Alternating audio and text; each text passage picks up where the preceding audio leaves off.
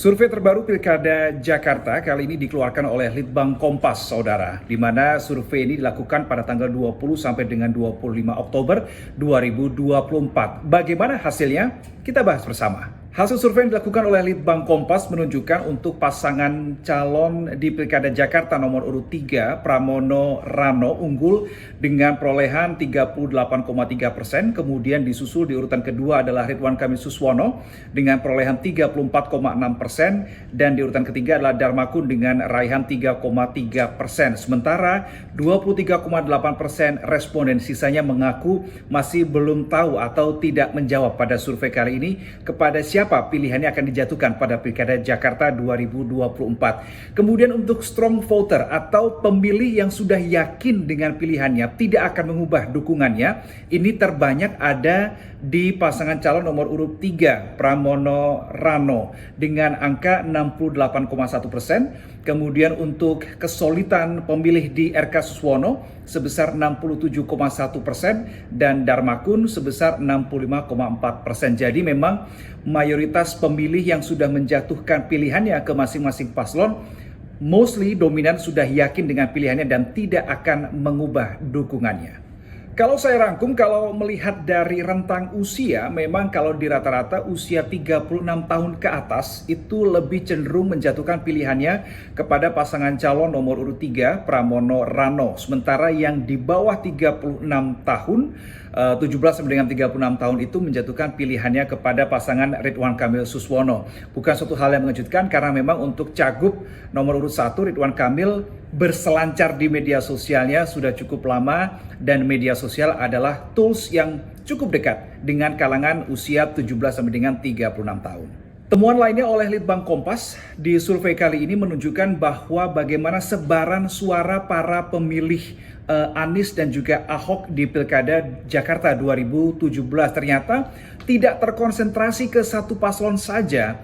Jadi pemilih Anies di Pilkada Jakarta 2017 ada yang ke RK Suswono, ada yang ke Dharma Pongrekun dan Kun Wardana, ada juga yang ke Pramono Rano. Sementara sebaliknya pemilih Ahok di Pilkada Jakarta 2017 ada juga yang ke Ridwan Kamil Suswono, ada juga yang ke Pramono Rano dan ada juga yang ke Darmakun begitu ya. Jadi tersebarnya cukup merata meskipun persentasenya ada sedikit perbedaan begitu. Jadi tapi intinya tersebarnya bisa dikatakan, bisa disimpulkan, bisa diasumsikan sebarannya ini cukup merata.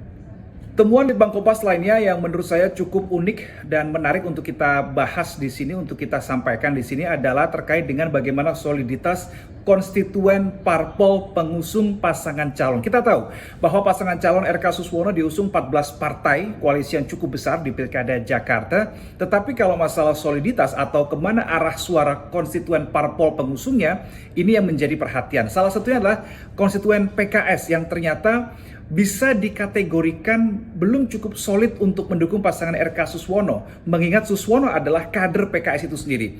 Kalau dari temuan Litbang Kompas, 36,9% konstituen PKS sudah menjatuhkan pilihannya ke RK Suswono, tetapi 30,6%-nya ini justru ke pasangan Pramono Rano. Ini yang kemudian menjadi temuan menarik dari Litbang Kompas begitu ya.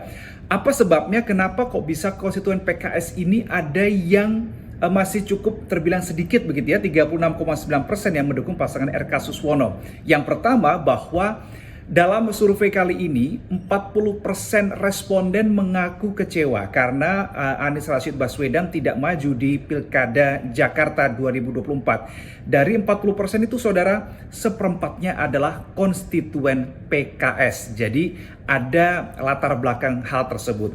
Kemudian temuan yang kedua, dari sejumlah responden yang mengaku belum menentukan pilihannya, sepertiganya ini adalah konstituen PKS. Jadi bisa dikatakan ini belum menentukan pilihannya atau merahasiakan pilihannya. Itu kalau di PKS. Bagaimana dengan partai lainnya yang juga masih merupakan pengusung pasangan RK Suswono? Di temuan Litbang Kompas, Partai Kebangkitan Bangsa, konstituen PKB di Jakarta, justru 60,5% ini memilih Pramono Rano, sementara hanya 11,6% yang memilih pasangan RK Suswono. Begitu juga di konstituen Partai Nasdem di Jakarta, dominannya malah mendukung ke pasangan Pramono Rano sebanyak 45,5%, sementara yang mendukung RK Suswono sebanyak 27,3%. Sementara Ridwan Kamil kita tahu adalah kader Partai Golkar, wakil ketua umum Partai Golkar, konstituen Golkar sudah terkonsolidasi, sudah dominan ke RK Suswono